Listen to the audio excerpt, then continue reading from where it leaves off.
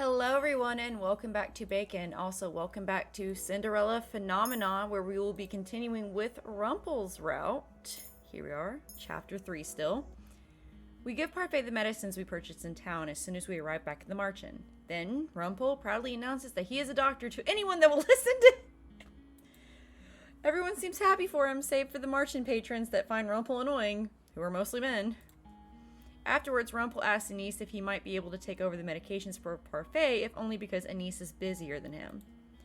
Rumpel hasn't been at the Marchen long, and yet he's already found something to help break his curse. And then there's me. I do not think anyone will be able to help me. At the end of the night, when I finally have time to myself, I return to my room to rest. The next day, I am sent right back to my chores. Rumpel is nowhere to be seen in the morning, and Anise says it is because he is tending to Parfait. He appears later in the afternoon, still full of smiles and silly flattery as he goes back to serving. How does he have so much energy? At the end of the day, I plop down on the settee to rest. My legs are weak from all the walking I've done today, and I can still feel the tiredness in my arms from all the sweeping with Mr. Broom. Princess? I notice Anise standing beneath the doorway, smiling at me uncertainly. Thank you for your work today. Aw, why is she thanking me for work I obviously do not want to do? I love Anise. It's not as if I've asked to do any of this. But you still help. Anise nervously shifts on her feet. I wonder how she ended up ripping Dolores' dress. She seems like she'd be a lot more careful than that, especially given that she works with herbs. So, at what point and in which way could she have ripped Dolores' dress? Which brings up my most recent conspiracy theory that I just thought of. What if Dolores did it on purpose to make it seem like Anise had ripped her dress just to see what the princess would do? I mean, it sounds like something Dolores would do. Just saying. So I just wanted to say thanks. Because again, considering that she cooks, that it seems like she also makes, didn't she make Lucette's dress, or was that just given to her from Anise? Like that was just the dress that Anise happened to have. I don't remember. Darn it, and I just played the intro. But if that was done on purpose on Dolores' part, that's a really crappy move to have done, because that's unfair to Anise to have to deal with the drama that would have unfolded from that. And, you know, people aren't here to be your experiments. I'm just saying. When I do not make any effort to continue speaking with her, Anise gives a nervous little nod before heading back to her room. Not long after her departure, I hear an exuberant and familiar voice. I should count my lucky stars, for they are giving me a rare opportunity to meet my lovely princess this late at night. Oh, flip. You make me... I was about to say that. I should have gone to my room. You make me wish that Lucette had just gone to her room. Rumpel stops before me, winking. The moonlight on your face makes your beautiful eyes sparkle like the most precious gold, princess. I am not in the mood for your flattery. Ever. Go away. But princess, flattery is just a compilation of compliments. Everyone loves compliments. She's already made it clear she doesn't want your compliments, Rumpel. I do not care. There you go, for your compliments. Or Lady Anise's thanks either. You heard that? Excuse me, he heard that? You should learn to let people spoil you. I stare at him. That is the last thing I'd ever expected anyone to say. My whole life I have been called spoiled and rotten, the ice princess. Even Dolores and Parfait want me to do these good deeds because they think I am incapable of goodness. I clench my fist and continue to stare at him, not understanding the swell of emotion inside me. Why is he being so nice to me? Oh no. Oh no. They're not gonna do... Oh, they are. Honey. Oh... Please, no. Please, no. Please don't let this be one of those routes where, like, if he just persists and he constantly shoves himself at her and he constantly just compliments and flirts and flatters and does all these things she has asked him multiple times to stop doing, he'll win her over in the end. No, please, no. Please, no. Your first lesson is learning how to let people spoil you. That's not spoiling her. He draws back his hand, reaches into his pocket, and presents me with a small yellow bag. What's this? For you, my sweet princess. Yeah, I'm not accepting that gift. Again, the last two options, you know, were accepted. It's fine. I haven't made any wrong decisions yet. So if this is the wrong decision I have to make, I'm freaking making it, because taking a gift from a douchebag like this is just encouraging him, and I'm not going to freaking encourage him. I cannot accept your gift. But princess, my advice. You have no reason to spoil me. It's not spoiling. He's literally... Princess, this is what I've been trying to explain to you all day. You don't need a reason to spoil someone. It's not spoiling anyone, Rumpel. It doesn't always have to be about paying someone back. Rumpel smiles a little sheepishly. Then he places the bag in my hand and curls my fingers around it. Don't... You deserve nice things, princess. You barely know me, and yet you still... They're doing... That's what they're doing in this route. They're forcing it.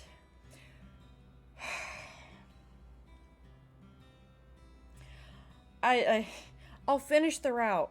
Please let him get better. Please let him just start backing off and understanding comfort zones, or at least evolve into something better. Be like Eevee.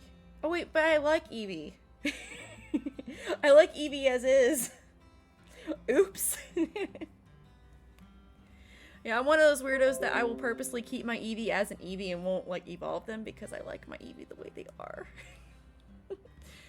Like, if I can get multiple Eevees, and then I can evolve them too, just so I can have a small collection of all the Eevee evolutions, but I mostly like keeping my Eevee the way they are, because Eevee's adorable. Anyway, enough Pokemon talk, moving on.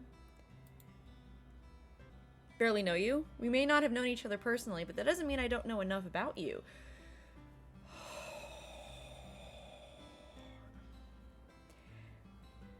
We may not have known each other personally, but that doesn't mean I don't know enough about you. Bro.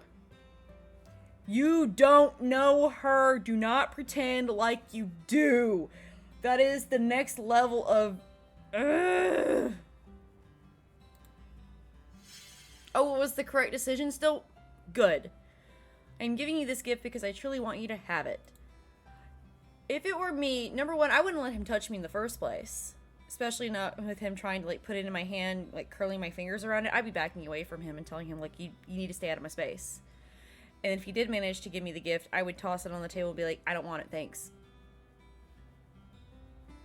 Because I wouldn't want to encourage this kind of behavior. I thank you for accepting me as your partner, and an apology for my behavior yesterday. I don't remember what I did, but both you and the boy seemed frightened.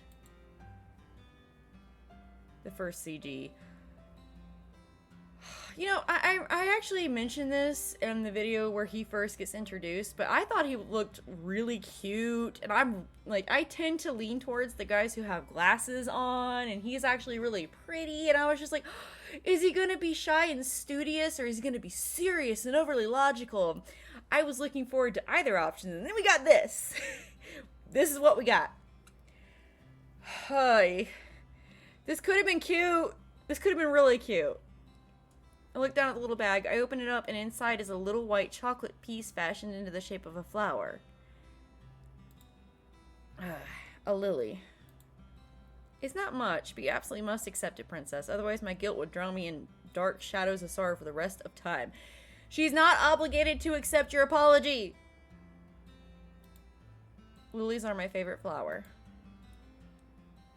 They say you give a white lily to someone you enjoy spending time with. Oh, and in floral language, they also stand for purity and majesty. This could have been cute! Why did he have to have such a terrible personality? He winks at me. Perfect for you, princess. Why? Why what? Why would you give this to... Oh no, they're doing that. That's what they're doing. No matter what you say about doing nice things for people, I don't see how that applies to me, and why would you thank me for being your partner? Did she even still accept at any point? I did not even want to be your partner at first. But you do now? Okay, so yeah, she still hadn't accepted it. I am unable to withhold my surprise. Rumpel raises an eyebrow, then sighs. Princess, you don't trust compliments, do you? Mother always told me that people were two-sided, which is exactly what Rumpel is. That they'd say anything to make you believe they were your friend.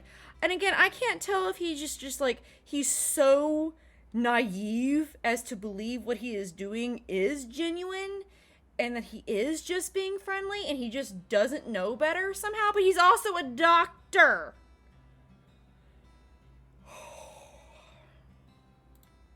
No. Never fear, my sweet princess. I'll make sure I compliment you until you learn to accept them. Even though she's told you to stop. Even though she says she doesn't like them. Even though she says she doesn't want them. Because what you feel and what you want just mean more. But, no buts. I derive my happiness from making ladies like yourself happy. And he's so disingenuous that I can't see her. If they had stuck to her personality, she would be distancing herself hardcore from this guy. She'd be hiding from him behind other people. This would never be a route. The compliments may seem strange to you, but don't worry. You'll see it in time. Creepy freaking face on top of that. See what? The connections between people. You assume that I'm just a flirt, but I get to know an awful lot of people. It's the reason I can guess so much about you. Oh, from what other people have said who also don't know her. You're just assuming things. I hate this route. We're not even past chapter 3, and I'm already sick of him. What could Rumpel possibly know about me? So, what do you think? Are you more attracted to me now because of my mysterious aura or my doctorly sophistication?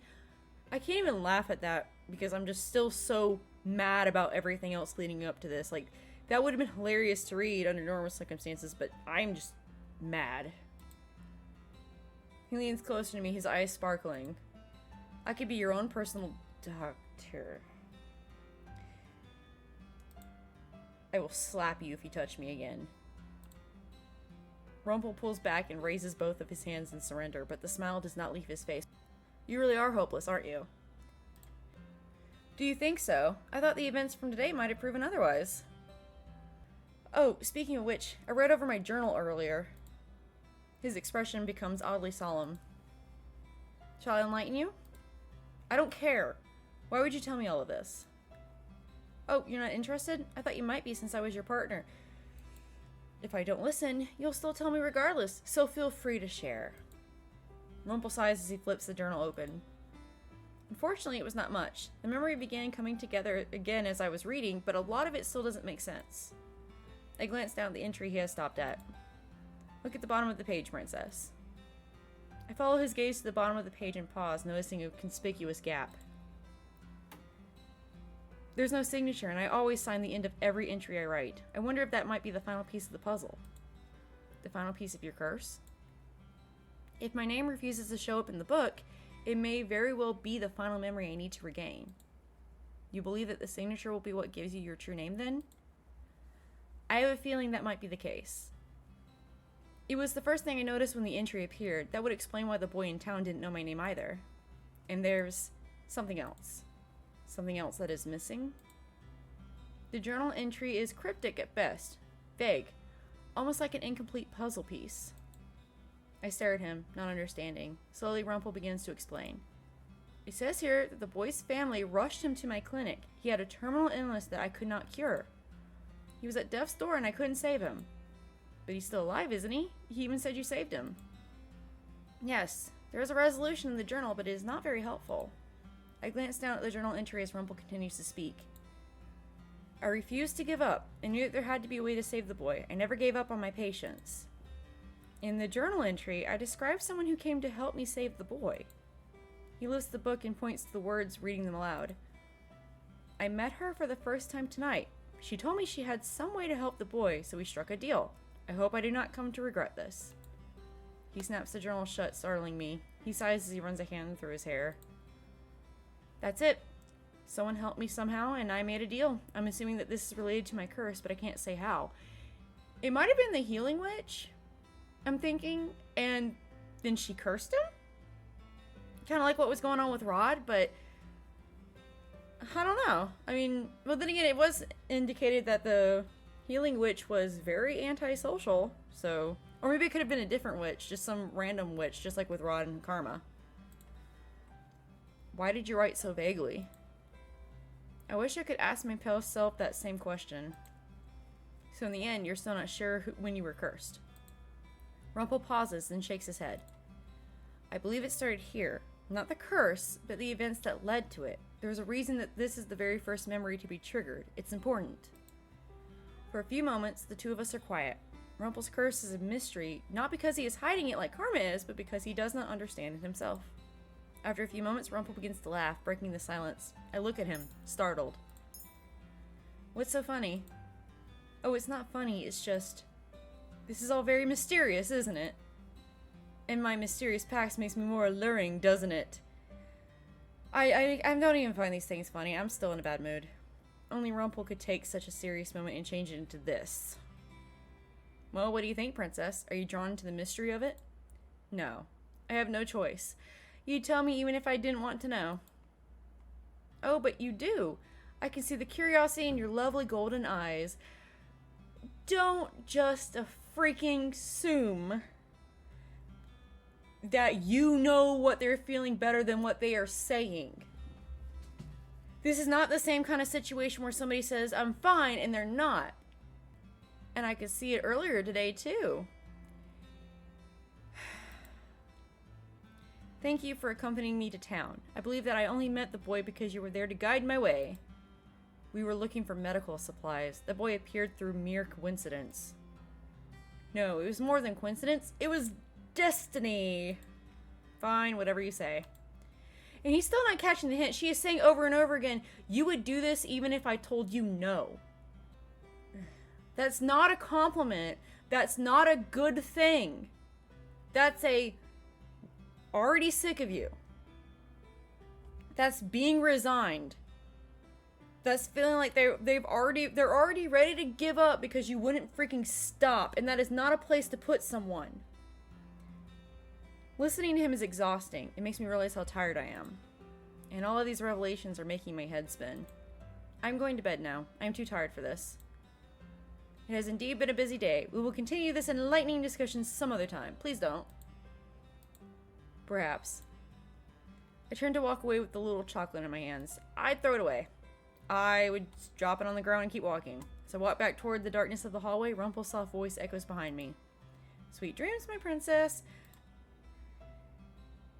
Okay, I'm gonna save right here, and I'm gonna end things right here because honestly, I'm at that point where I'm pretty freaking sure I'm only gonna be able to take Rumpel in short bursts. Because I'm already at a point where I'm kind of frustrated and upset. This is not a good route. I'm gonna finish it anyway, because again, swears up and down I'm gonna like him by the end of it. We'll freaking see.